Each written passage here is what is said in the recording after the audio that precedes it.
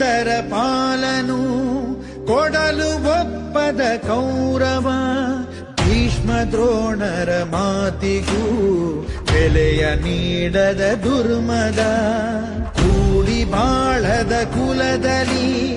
ಪಡೆಯದಿರುವುದೇ ರಾಜ್ಯವು, ಹಸ್ತಿನಾಪುರ ಸ್ವಾರ್ಥಕ್ಕೆ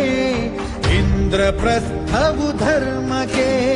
ಅಂಧರಾಜನ ಮೋಹವು ಧರ್ಮರಾಜನ ಧರ್ಮವು,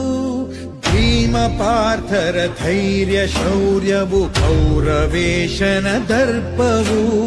ಶಕುನಿ ದ್ಯೂತದ ಕುಟಿಲವು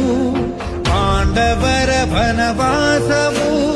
ದ್ರುಪದ ಪುತ್ರಿಯ ಶೋಕವು ಶ್ರೀಕೃಷ್ಣನ ಮಹಿಮೆಯು.